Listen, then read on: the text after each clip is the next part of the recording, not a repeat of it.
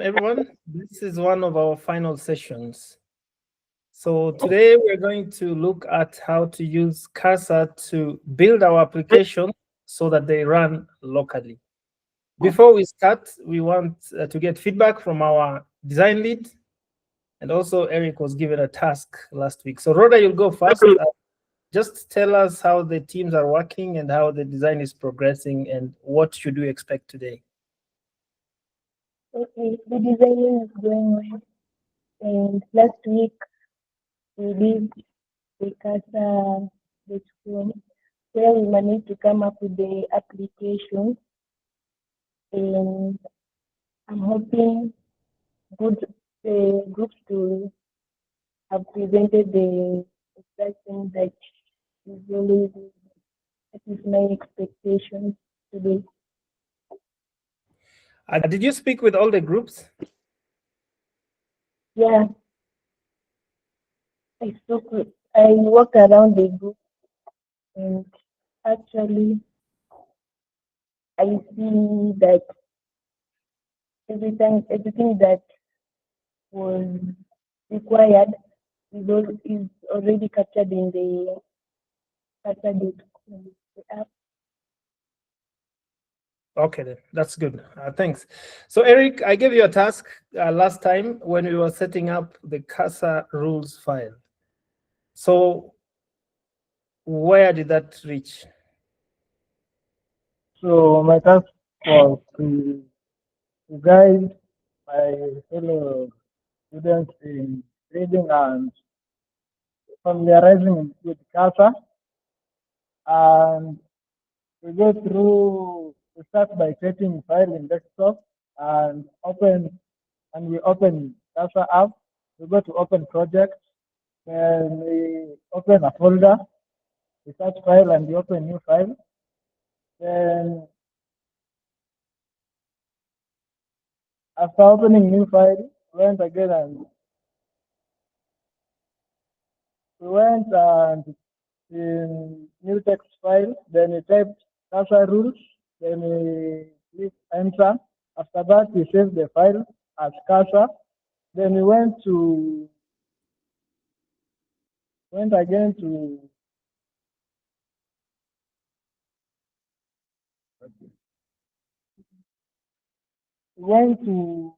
search agents, whereby we search how can we best design technology that supports youth in rural areas, whereby we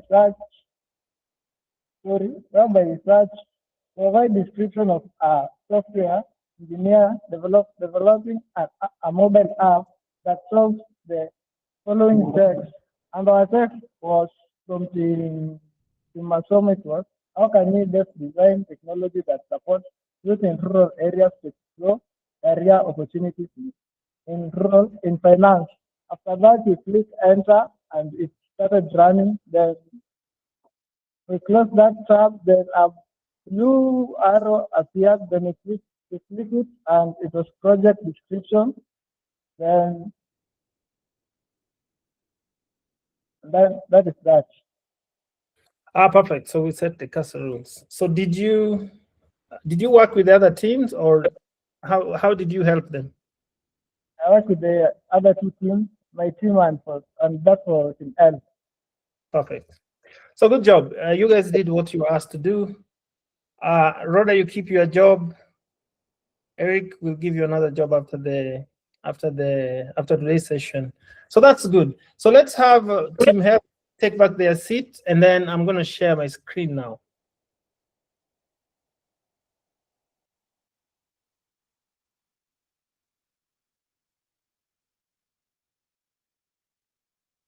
So are you guys able to see my screen?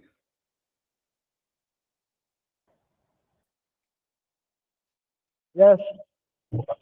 Okay. So every team now has gone through the steps. We started with defining a question. So first, every time you're building your application, you have to always try to remember the steps to get in there and the problem you're solving. So we're going to use the example of team health. The question was to design technology that supports patients who have cancer in managing the medication. That is roughly, we did some brainstorming, we built prototypes, and then, no, we did brainstorming and then we built personas. Those personas, we went to Miro and iterated the prototypes from low fidelity to medium fidelity. And we used a user story. We use a user story to capture the interactions. So here are our user stories. So for team health, we moved forward. We had medium fidelity prototypes, and then now we have high fidelity prototypes. Now, the work today is to get these high fidelity prototypes through the prompt and turn them into an application. And this we're doing using an AI tool. So in the past, this work required someone to design it and then to give it someone to develop it. But we are not doing that. So I'm going to show you an example. I won't take the whole application, but I'll take part of it. So it says it has designed for us this application from here. It has a medication management and this. I'll take one. Let me just take one because it has a user profile. Okay, so I'll take that. So the next thing I want to do is I want to share my cursor page.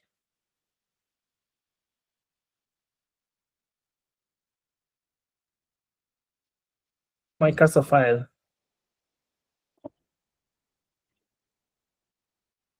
Do you guys see my cursor file? Do you see it? Yes. Perfect. So the first thing you can see here, I don't have the cursor rules. So I'm going to create a cursor rules file. That's a cursor rules file for a designer of an app.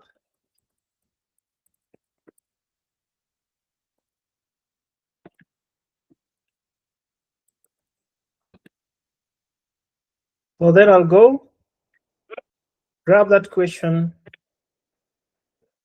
This is exactly what Eric was saying. So I'll just grab that question and bring it here, and it will guide us. It will provide some guidance on how the AI will the limits for the AI. So it will have some boundaries, and let's see what it creates. So you see, it's saying the user wants to create. So once you speak with it, it speaks within itself also. It activates some agents which do these jobs, and you can see down here, there are several things that you can do. If you ask the agent to do work for you, the agent is going to create these things for you, and you will learn what these other things do. So you can see it's doing make directory. You can read about these things later. So if it makes directory is a file. So you can see here it has made the file is the directory is here. And then inside the file, there's a cursor rules. So this cursor rules document, we expect to see it here. And you can see it's already here. That will guide us. So the next thing is I copied some steps. So now I'll say create this application guided by the cursor rules and these steps.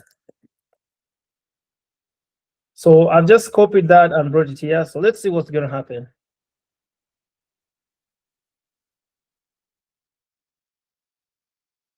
So the next thing really from here is how you do your prompting. So your prompting has to be as detailed as possible, close to your prototype, because it connects those things.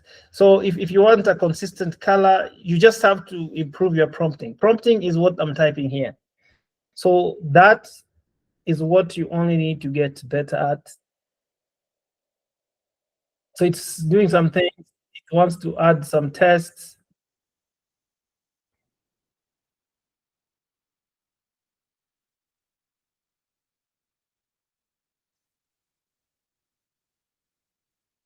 The user hasn't asked.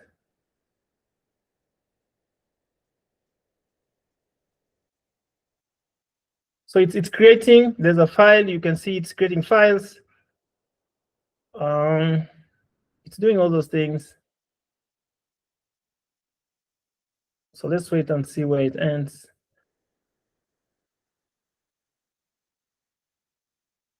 Yeah, it's saying it will do something. It's creating some packages on the left. You can see that package. That's a React package. You can read more about these things. You can even come here and ask it what is the file. It will tell you. You can also take some information from here, go to ChatGPT and ask. So it's going to give us a sketch of what the application is. So that's what it means by a minimal React function. And the other thing that has happened with these AI tools now, you don't have to worry about the program that is being used. You can decide and ask it what to use. But as a learning, you want it to build it, and then you'll see what it has built, and then you'll start prompting and iterating. So it's still doing some moves there. It's building things. This is a configuration file. And you can always just take these things and Google them to know what they mean. So you just learn backwards. You get your application. You can see this one contains the app. So this is this app does TSX. This is the file where the app will sit inside. So it's giving us some mock data. It's building different components of the app. Again, the advantage of designing and building technology now, the reason why you can do much now is that all this ability is automated. And then once you have it, you can start making customizations here and there. Does anybody have a question so far?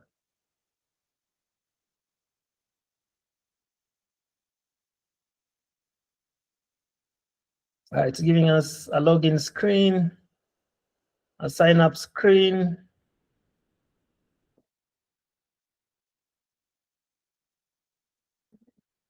Winston, are you raising your hand?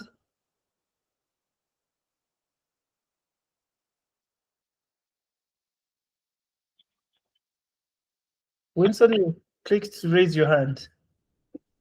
Are you raising your hand? I raised my hand. Okay. Yes. There is an information I'm seeing in this last part that you did. It states create this application guided by CASA rules, and these steps redesigned. But there is an information towards the end. I don't know where you got that information from. What do you mean information towards the end? There is after a complete question. It's for Team Health, but I wanted to relate it to my team so that we can use the same format. The format is the same. So what are you saying you don't know where I got from? You don't know where I got the information to paste? After a complete patient care and medication management application. So I don't know if it comes from the user story. Yeah, that was the question. That was the research question. Okay. That is what Eric was supposed to show you. Eric, you did not show them. It was absent. Oh, okay. All right. So yeah, that's you'll explain to him later. But that's what it is. It's we prompt with the user question, and once you have the user question, it creates something called the CASA rules file. This file is important because it is the one that guides the building of the application. It sets the boundaries. So you can see it's building for you all the components that will be interactive. So let's wait until it gets to the end.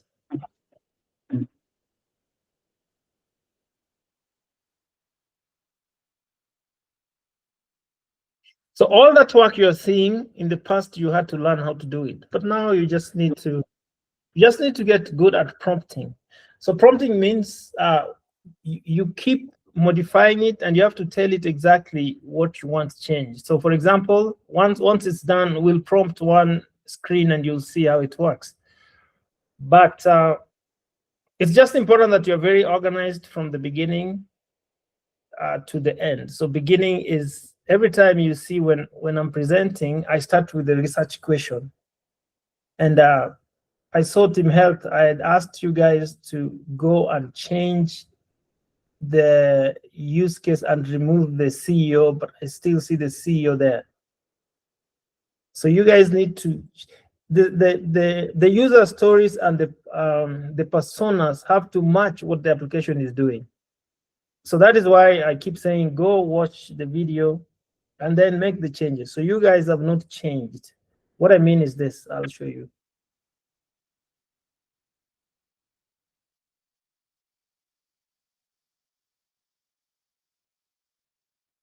If you come here, we had said the CEO, this one was going to be changed. It was not changed. So you guys should change that before we do the final presentations. So the feedback is supposed to be implemented. So let's go back to our work. It's still building things. The source. So all these files that it's building are here. You can see we have some components. It has some data. There's some navigation screens. It has authentication where people log in. It has a calendar. You can call screen, chat screen. All these things were in all the screens were in the design that we implemented. You can see a medication screen, all these things, a profile, patient profile. So it's building all these things for you. It's completed some things. It's creating a README file. A README file is a file that you read before you start using the application. And it will tell you what I've created. Afia is now a full app in your workspace. The project is set up like this. All these things work. All these things work. So it's telling you how to run it, do all that. So now, because I've set it, I'll say, so it's telling me if I do all this, I can, so what it's saying is, if you go to the terminal, this is the terminal. So it says we install this. So you can install.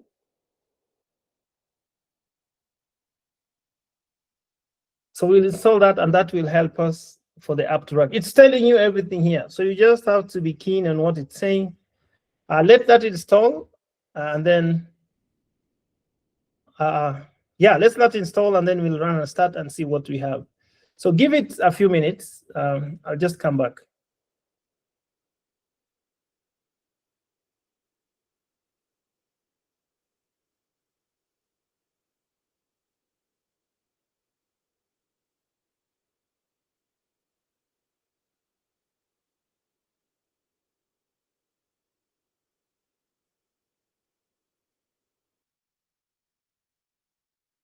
So it says, let's do the npm run start.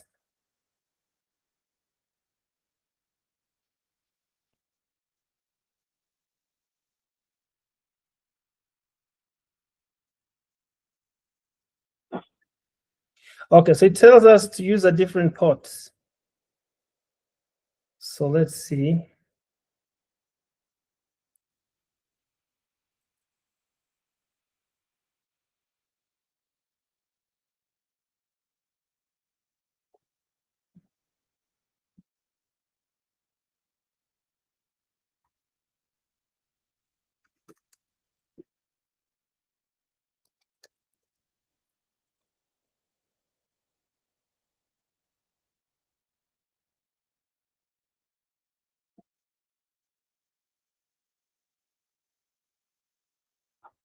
It should now run.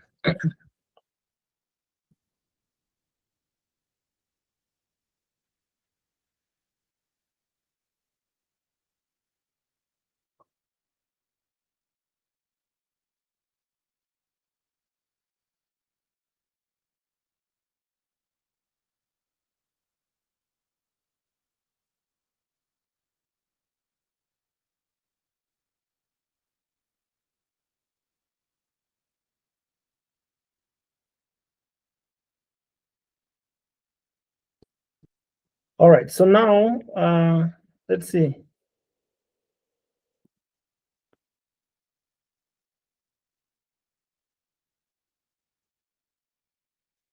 Not entire screen.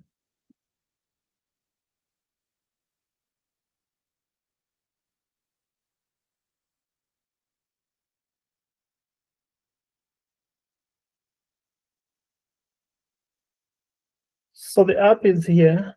It's a web app. You can change it to, let's see if the dummy works.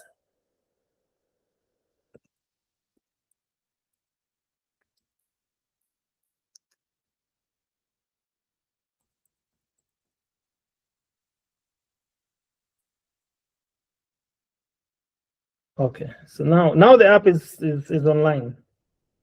This is locally, so let's see how it looks.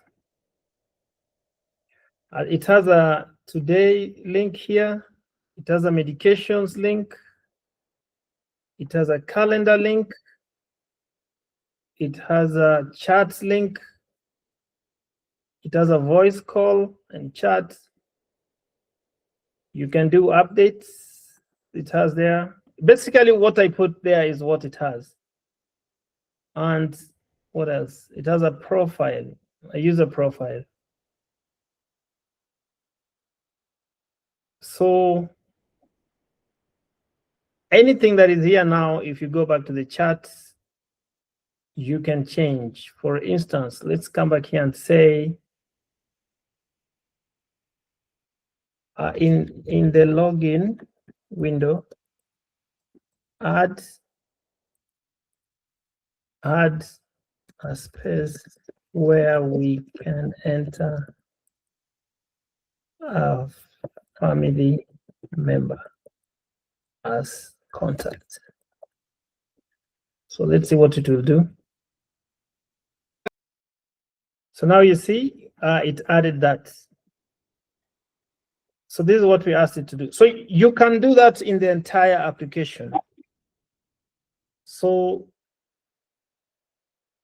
this was for my demo, Timothy. So this one I'm not sending to you. This one I'm going to delete.